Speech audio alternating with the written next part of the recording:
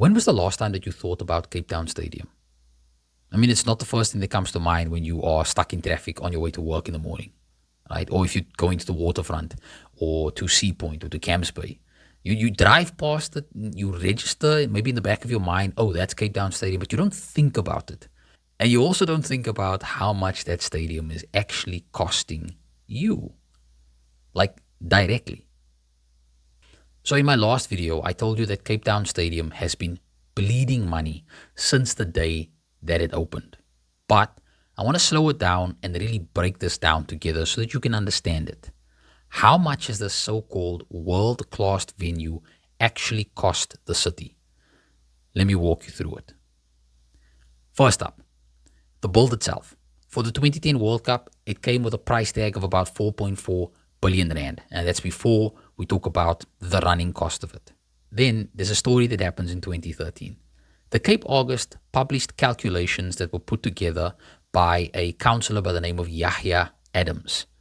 And these calculations said that the operating costs of the stadium, since it was completed in 2009, was around 300 million rand.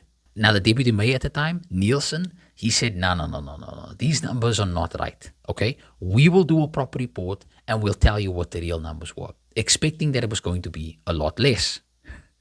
Only to find that when the real numbers came out, the total cost in operating expenses was 436 million rand.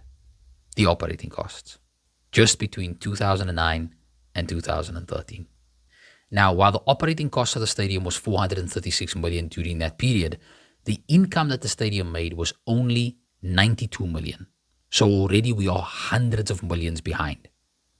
Through the 2010s, the stadium kept racking up losses of around 40 million rand every single year. In 2018, the city even set up a special company just to manage the place, hoping that rugby games and concerts would start plugging the hole. Spoiler, it didn't. Cape Town Stadium has hosted some massive events, international rugby tests, the Cape Town Sevens, and global music concerts. Rihanna performed there in 2013. Ed Sheeran brought his tour back in 2019. Justin Bieber also sold out the stadium, twice I think. These were all huge nights for the city. But here's the truth. Even with all of that hype, the stadium's books stayed deep in the red. By 2020, upkeep and operations cost nearly 80 million rand just in that year.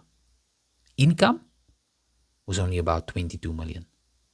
Ratepayers had to cough up roughly 55 million to cover that gap. Quick pause. I am now well on my way to finally getting this YouTube channel monetized. And that is just step one in many steps that need to follow.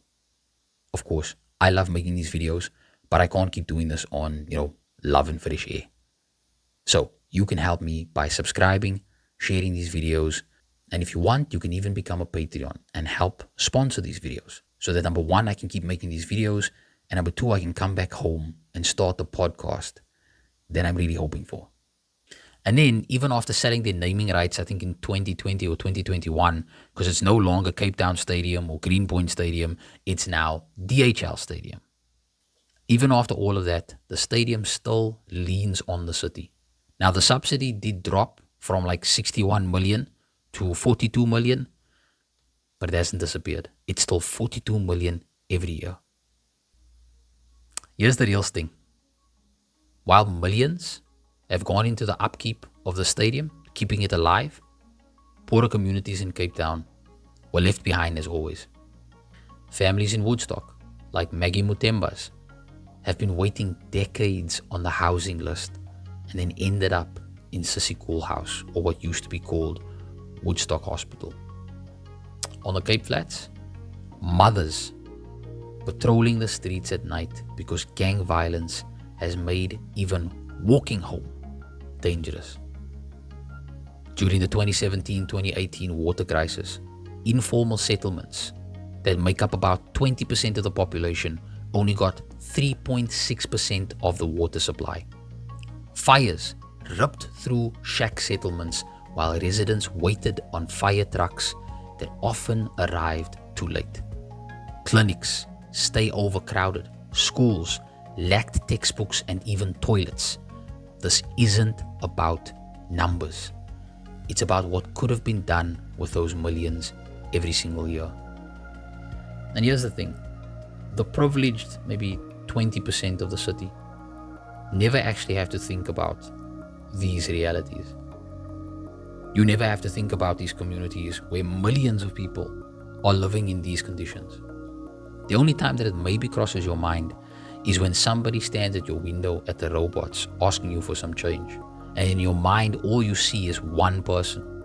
Can't be that bad. Forgetting that there are hundreds of thousands in your city who have to live like this.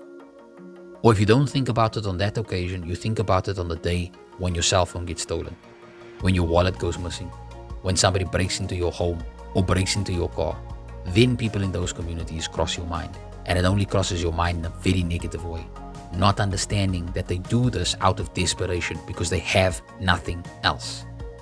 So let me be very clear. This is not about being angry about sitting and enjoying a rugby match at a stadium.